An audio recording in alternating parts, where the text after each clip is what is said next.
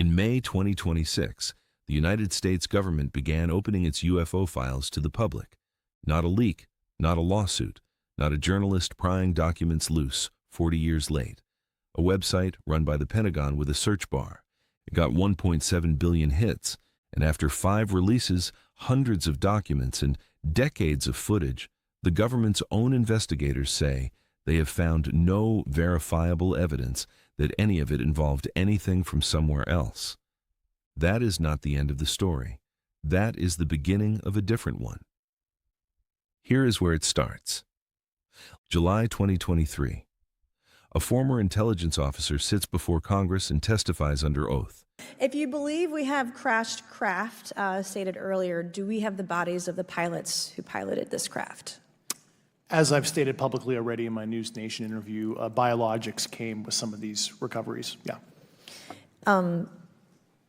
Were they, I guess, human or non-human biologics? Non-human, and that was the assessment of people with direct knowledge on the program I talked to that are currently still on the program.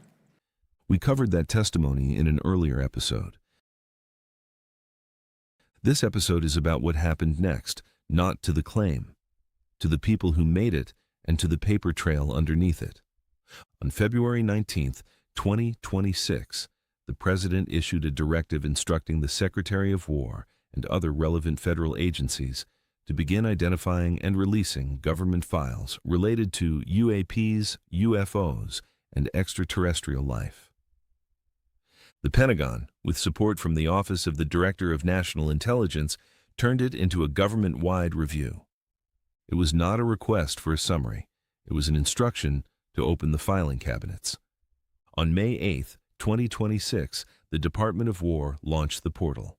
It has a name, and the name is a stretch even by government standards. The Presidential Unsealing and Reporting System for UAP Encounters. They call it Pursue.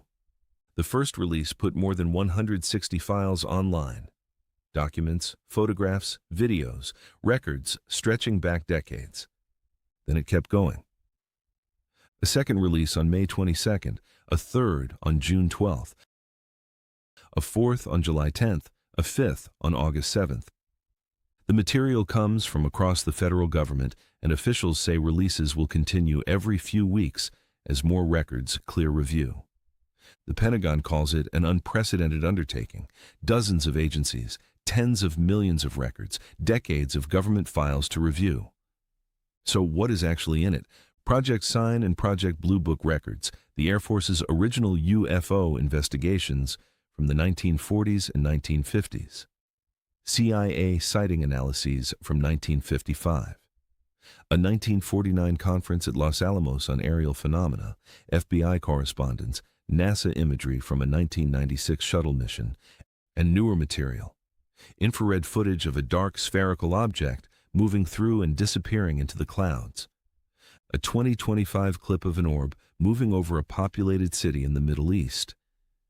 An FBI interview summary from 2024 describing a pilot's account of a silent triangle roughly 500 feet across that blocked out the stars over Bagram Airfield in Afghanistan in 2002, corroborated in the same document by a second witness. An incident near Colorado Springs where service members reported a motionless, silent, matte white object covered in intersecting ridges. The file includes FBI witness interviews, a digital rendering, and an intelligence assessment concluding, with low confidence, that the object may have been sunlight scattering off snow-covered mountains. That case is still listed as unresolved. Now here is where the honesty has to come in, because this is the part that gets skipped by people on both sides of this argument. A digital rendering is not a photograph. A reconstruction drawn from a witness description is a drawing, not evidence that the object looked exactly like that.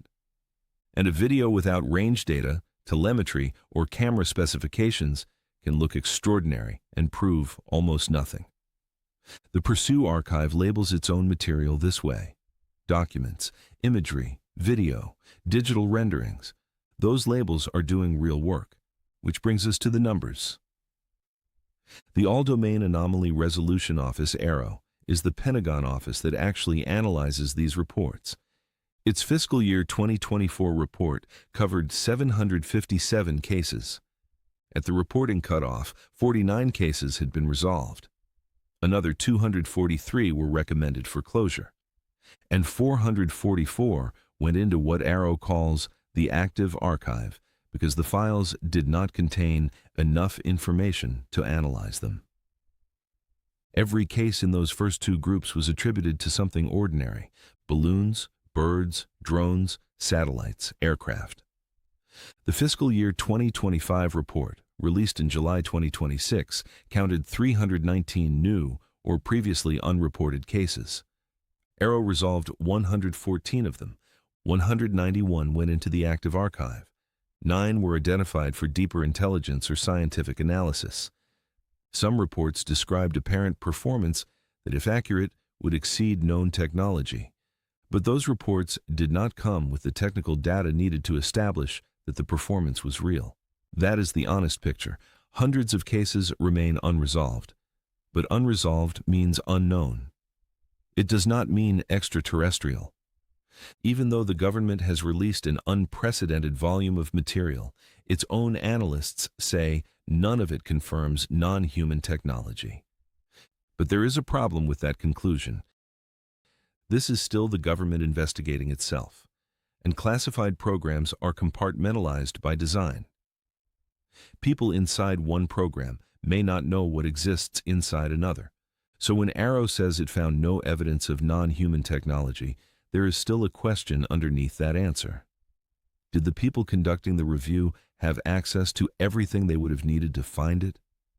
The files released so far cannot answer that question, and neither can the people claiming the real evidence was kept somewhere else. Which brings us to the second thread running underneath all of this, and it is the one this channel actually cares about. What happens to the people who come forward? On September 9th, 2025, the House Oversight Committee's task force on the declassification of federal secrets held a hearing. Its title was Restoring Public Trust Through UAP Transparency and Whistleblower Protection. 5 witnesses testified. One of them was Dylan Borland. Borland served in the Air Force from 2010 to 2013 as a geospatial intelligence specialist. He later worked as a senior analyst for defense contractors. In 2012, while stationed at Langley Air Force Base, he says he witnessed a large triangular craft. I was under this triangular craft for a few minutes, and then it rapidly ascended to commercial jet level in seconds, displaying zero kinetic disturbance, sound, or wind displacement. Silent. No wind displacement, no engine noise. He testified that its surface appeared, in his words, fluid or dynamic. He said it hung above him for several minutes, then rose to commercial aircraft altitude in seconds. Years later, he says a sensitive position inside a special access program exposed him to classified information about a legacy crash retrieval effort. He reported what he knew. He testified to the Intelligence Community Inspector General. He testified to Arrow. Then, in his written testimony to Congress, he described what he says followed. Forged and manipulated employment documents, colleagues instructed not to speak with him, manipulation of his security clearance records to block or delay his access to classified work, more than a decade of what he called sustained reprisals. The retaliation I face and the retaliation against individuals I know who worked in these programs is what convinced me in March 2023 to become a whistleblower. Those are serious allegations made under oath. They are not by themselves proof that every act of retaliation happened exactly as he described. There is one more name worth looking at. Matthew Brown, a former national security official who worked in the Office of the Secretary of Defense and at the State Department. He wrote a roughly 12-page brief describing an alleged classified program he called Immaculate Constellation, said to collect UAP imagery. A member of Congress entered that brief into the official record in November 2024. That made the document part of the congressional record. It did not make the claims inside it proven. Brown publicly identified himself as its author in April 2025. He says he raised his concerns through the proper channels and was told to delete the file. Here's what the record supports.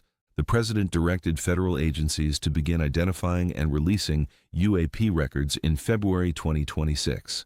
Confirmed. The Pentagon launched a public archive and released 5 tranches of files between May and August 2026. Confirmed.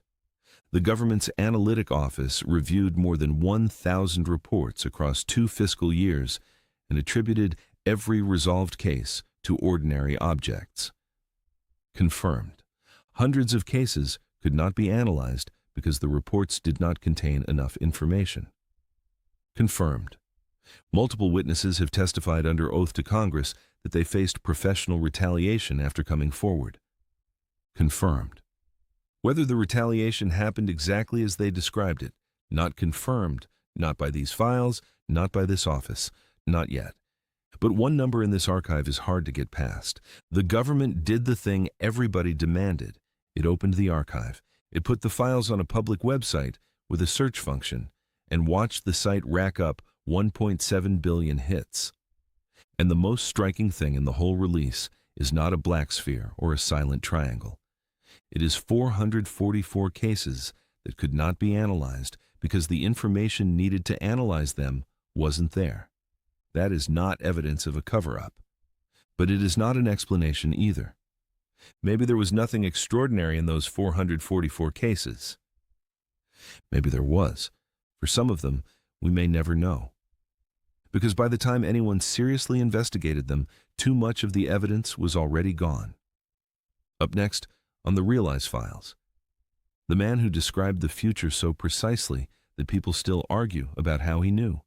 Exposing real lies with real eyes.